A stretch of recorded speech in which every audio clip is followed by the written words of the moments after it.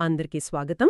ఈరోజు మనం కొన్ని చాలా ఆసక్తికరమైన ఆలోచనల గురించి మాట్లాడుకుందాం. నమస్కారం. ఆరోగ్యం, సంపద, ఇంకా ఆనందం. ఈ మూడింటి గురించి ఆచరణాత్మకంగా ఆలోచించే కొన్ని పద్ధతులు, తత్వశాస్త్రాలన్నమాట. వాటిని కొంచెం లోతుగా చూద్దాం. తప్పకుండా. సాధారణంగా తత్వశాస్త్రమనగానే ఏదో పెద్ద పెద్ద మాటలు, మనకి సంబంధం లేనివి అన్నట్లు అనిపిస్తుంది కదా. అవును, చాలామందికి అలాగే అనిపిస్తుంది. ఏదో అర్థం కాని విషయంలాగా. కానీ అసలు సిసలైన తత్వశాస్త్రమంటే మన జీవితంలో ఉండే పెద్ద ప్రశ్నలేనట. అంటే ఎలా సంతోషంగా ఉండాలి, ఎలా ఆరోగ్యంగా ఉండాలి, డబ్బు ఎలా సంపాదించాలి, ఇలాంటి వాటికి సమాధానాలు వెతకడమే అని ఈ సమాచారం చెబుతోంది. నిజమే. ఈరోజు మన చర్చ లక్ష్యం కూడా అదే. ఈ మూలాల్లోంచి ఆచరణాత్మకమైన జ్ఞానాన్ని, అంటే మన జీవితాల్లో ఉపయోగపడే ఆలోచనల్ని బయటకు తీయడం. ఓకే. ఇక్కడ ముఖ్యమైన విషయమేంటంటే, ఒకరు నేర్చుకున్నది ఇంకొకరు కూడా నేర్చుకోవచ్చు. ఇది సాధ్యమే.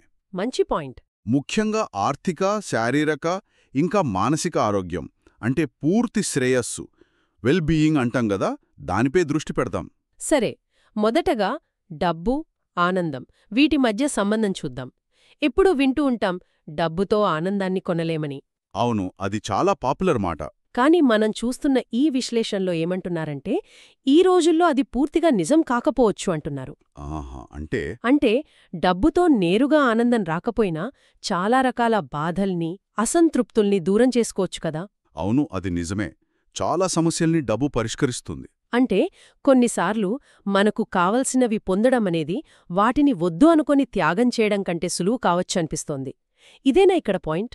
ఇది చాలా కీలకమైన పరిశీలన. పూర్వకాలంలో అయితే సన్యాసం తీసుకోవడం, కోరికలను జయించడం అనే మార్గాలుండేవి. అవి చాలా కష్టం. నిజమే. అందరికీ సాధ్యం కాదు. ఓషో చెప్పినట్లు ఒక మాట ఉంది, మనం దేన్నైతే వద్దని గట్టిగా అంటామో అదే మనల్ని పట్టుకుంటుంది, కొత్త బంధనమవుతుంది. అవునా? కాబట్టి ఈ రోజుల్లో కొన్ని భౌతిక అవసరాలు తీర్చుకుని కొంత ప్రశాంతత పొందడమనేది ఆచరణాత్మక మార్గం కావచ్చు. ఓకే. అంటే ఇది హార్డ్ మోడ్లో ఆనందాన్ని వెతకడం కాదు, కానీ కొంతమందికిది పనిచెయ్యొచ్చు. కాకపోతే ఇదే అంతిమ పరిష్కారం కాదనే స్పృహ ఉండాలి. అయితే ఎంత డబ్బున్నా ఆరోగ్యం లేకపోతే ఎలా? అక్కడికే వస్తున్నాను. ఆరోగ్యమే మహాభాగ్యమంటారు కదా. ఖచ్చితంగా. మనం చూస్తున్న ఈ సమాచారంలో కూడా శారీరక ఆరోగ్యానికి చాలా ప్రాధాన్యత ఇచ్చారు. కన్ఫ్యూషియస్ చెప్పారట, ఆరోగ్యంగా ఉన్నవాడికి 10,000 కోరికలుంటాయి. అవును. అనారోగ్యంగా ఉన్నవాడికి ఒకే ఒక్క కోరికుంటుంది. అదేంటి? తిరిగి ఆరోగ్యం తెచ్చుకోవడమే. ఎంత నిజం. ఆరోగ్యం లేనప్పుడు ఇంకేదీ ముఖ్యం అనిపించదు. సరిగ్గా. శారీరక ఆరోగ్యం అనేది అన్నిటికీ పునాది. అది సరిగ్గా లేకపోతే డబ్బుగాని, పేరుగాని ఏవి పెద్దగా ఆనందాన్నివ్వవు. నిజమే. ఇక మూడోది మానసికారోగ్యం, లేదా మనం ఆనందం అని చెప్పుకునేది. అవును, ఆనందం. దీని కథేంటి? అసలు దీన్ని నిర్వచించడం సాధ్యమా? ఇది లెక్కల్లా కాదు కదా. 2+2=4 అని చెప్పడానికి కవిత్వం లాంటిదేమో. ఒక్కొక్కరికి ఒక్కోలా అనిపిస్తుంది. నిజమే. ఆనందం, సుఖం, శాంతి, సంతోషం అన్నీ దగ్గరగా అనిపిస్తాయి, కాని వేరువేరు కదా. అవును, ఆ పదాలకి వేరువేరు ఛాయలున్నాయి. ఆనందం అనేది చాలా వైవిధ్యమైనది. అయితే ఇక్కడ ఒక మంచి విషయం ఏంటది? ఆనందం అనేది పూర్తిగా మన అదుపులు లేంది కాదు. అంటే పుట్టుకతో వచ్చింది మార్చలేము అనుకోనక్కర్లేదు. ఓ. జన్యువులు కొంత ప్రభావితం చేస్తాయి, సుమారు 50% వరకు అంటారు. కాని మిగిలిన సగం మన ఆలోచనలు, అలవాట్లు, మన దృక్పథం మీద ఆధారపడి ఉంటుంది. అంటే మనం దాన్ని మార్చుకోవచ్చా? ఖచ్చితంగా. ఆరోగ్యం, మంచి ఆహారంలాగే ఆనందాన్ని కూడా ఒక నైపుణ్యంగా చూడొచ్చు. దాన్ని గుర్తించి డెవలప్ చేసుకోవచ్చు. చాలామంది నా స్వభావమే ఇంటే నేనెప్పుడూ ఇలాగే ఉంటాను అనుకుంటారు. అవును, అది సరికాదు. ప్రయత్నిస్తే మార్పు సాధ్యమే. ఆనందం ఒక నేర్చుకోగల నైపుణ్యమనమాట. బాగుంది. ఇక కోరికల గురించి. ఇక్కడొక బలమైన వాక్యం చదివాను. కోరిక అనేది మీరు కోరుకున్నది పొందే వరకు అసంతృప్తిగా ఉండటానికి మీతో మీరు చేసుకునే ఒప్పందం. ఆహా, అది కొంచెం సూటిగా ఉంది కదా. అవును, కాని ఆలోచిస్తే నిజమే అనిపిస్తోంది. ఏదైనా కావాలని అనుకున్న వెంటనే అది లేదని లోటు మొదలవుతుంది. సరిగ్గా చెప్పారు. అది మనమే సృష్టించుకునే అసంతృప్తి. ఆ వస్తువు దొరికాక తాత్కాలికంగా సంతోషం, కానీ తర్వాత మళ్లీ మామూలే. అవును, అదే జరుగుతోంది. ఏ ఒక్కటీ మనకు శాశ్వతమైన ఆనందాన్ని ఇవ్వదు. ఆలోచించండి, గుహల్లో బతికిన మన పూర్వీకులు, మనకంటే చాలా తక్కువ సౌకర్యాలు. మరి మనం వాళ్లకంటే ఎన్నో రెట్లు సంతోషంగా ఉన్నామా? డౌటే. బహుశా లేదేమో. అదే, బయట ఎంత మారినా లోపల మన ఆనందస్థాయి పెద్దగా మారలేదేమో. నిజమైన ఆనందమంటే ఈ క్షణంలో ఏదీ లోపించలేదు అనే ఫీలింగ్. దాన్ని ఎలా పొందటం? ఏదో సాధించడం ద్వారా కాదు, విషయాల్ని స్పష్టంగా అర్థం చేసుకోవడం ద్వారా, స్వీయ అవగాహన ద్వారా. ఇక్కడే ఇంకో ప్రశ్న వస్తోంది.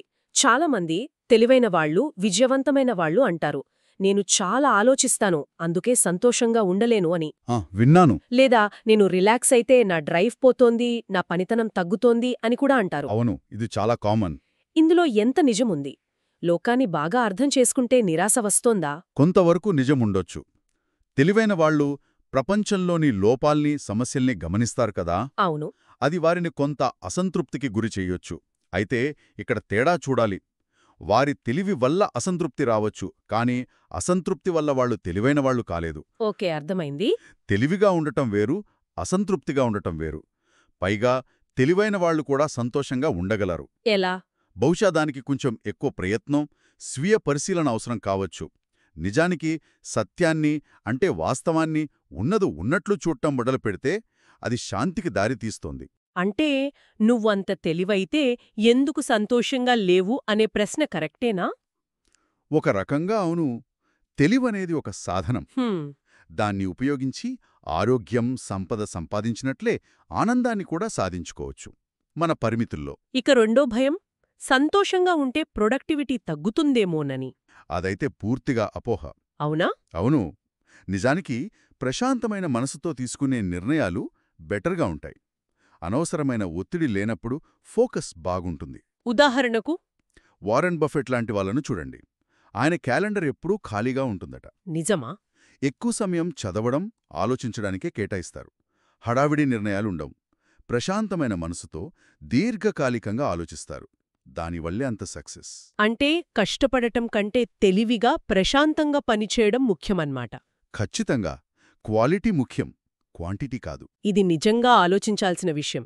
సరే, ఇప్పుడు ఆధునిక జీవితంలో ఇంకో పెద్ద సమస్య గురించి మాట్లాడుకుందాం.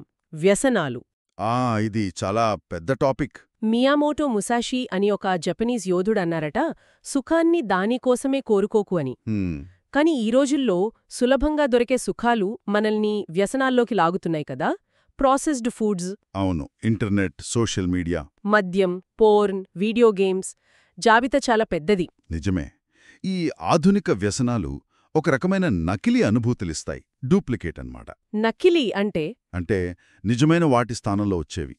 నిజమైన ఫ్రెండ్షిప్కు బదులు మద్యం తాగడం, ఓ నిజమైన ప్రేమ ఆప్యాయతకు బదులు పోర్న్ చూడటం, నిజమైన పోషకాహారానికి బదులు రుచిగా ఉండే జంక్ ఫుడ్ తింటాం. అవును, అర్థమైంది. ఇవన్నీ అప్పటికప్పుడు చిన్న రిలీఫ్, చిన్న ఆనందమిస్తాయి. కాని లాంగ్ రన్లో మనల్ని బలహీనపరుస్తాయి, వాటి మీద ఆధారపడేలా చేస్తాయి. అవి లేకపోతే చాలా ఇబ్బంది పడతాం. అదే విపరీతమైన అసంతృప్తి, బాధ. ఇది ఈ కాలం మనిషి పోరాటం. ఒంటరిగా ఈ శక్తివంతమైన, సులభంగా దొరికే వ్యసనాలతో పోరాడటం. మరి ఈ వ్యసనాలను వదిలించుకోవడం ఎందుకంత కష్టం? ఎందుకంటే అది కేవలం ఆ కోరికను అదుపు చేసుకోవడమే కాదు. మరి మన లైఫ్ స్టైల్ మార్చుకోవాలి, మన ఫ్రెండ్ సర్కిల్ మార్చుకోవాల్సి రావచ్చు. అవును కదా. ఉదాహరణకు తాగటం మానేస్తే తాగే ఫ్రెండ్స్తో కలవడం కష్టమవుతుంది. సరిగ్గా. ఆ పాత అలవాట్లు, పాత బంధాలు వెనక్కి లాగుతాయి. వ్యసనాలు తరచుగా నకిలీ బంధాలను, నకిలీ పనులను కలిపి ఉంచుతాయి. వాటిని వదలాలంటే ఆ నకిలీతనాన్ని వదలి నిజమైన వాటివైపు వెళ్ళాలి. అవును, అది మానసికంగా, సామాజికంగా కూడా పెద్ద సవాలే. ఇవన్నీ చూస్తుంటే చివరికి మనం ఏం కోరుకుంటున్నాం అనిపిస్తోంది. ఇక్కడ ఇంకో ఆసక్తికరమైన మాట ఉంది. మనం కోరుకునేది కేవలం మనశ్శాంతి, పీస్ ఆఫ్ మైండ్ కాదట. మరి మనస్సు నుండి శాంతి, పీస్ ఫ్రమ్ మైండ్ అట.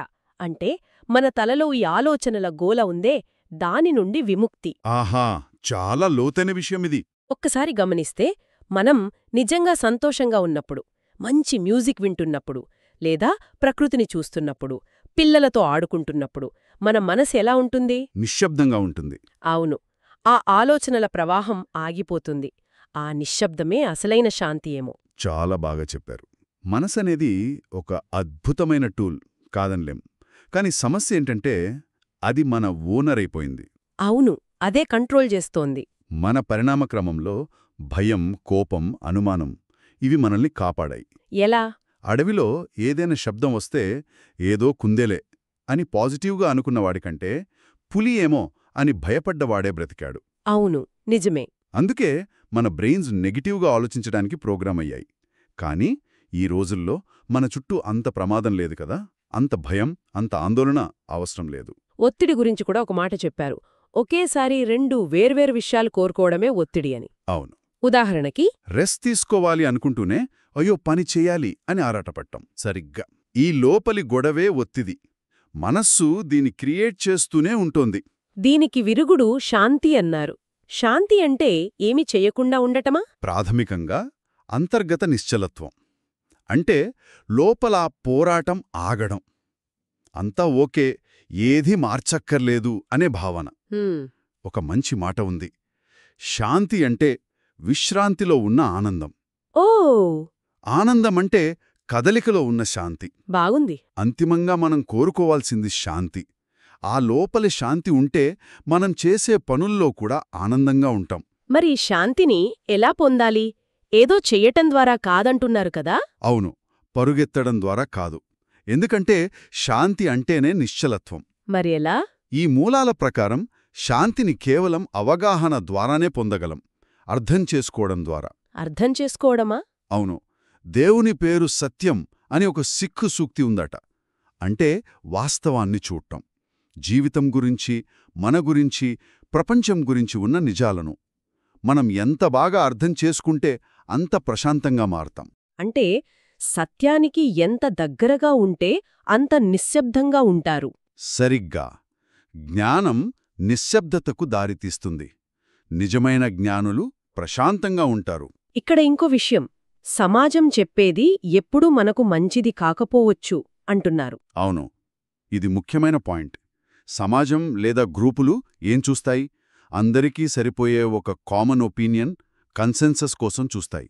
అవును. కానీ వ్యక్తులుగా మనం ఏం వెతకాలి? సత్యాన్ని వెతకాలి. మనకు ఏది నిజం, మనకు ఏది వర్తిస్తుంది. ఉదాహరణకు, డబ్బుతో ఆనందం రాదు అనేది సమాజం చెప్పే మాట. కాని మన అనుభవంలో డబ్బు కొన్ని కష్టాలు తీరుస్తుంది, కొంత ఫ్రీడమ్ ఇస్తుంది అని తెలుసు కదా? అవును, అది నిజమే. ఇది సమాజం చెప్పేదానికి, మన వ్యక్తిగత సత్యానికి మధ్య ఉన్న తేడా. అపరాధ భావన, గిల్ట్ గురించి కూడా చెప్పారు.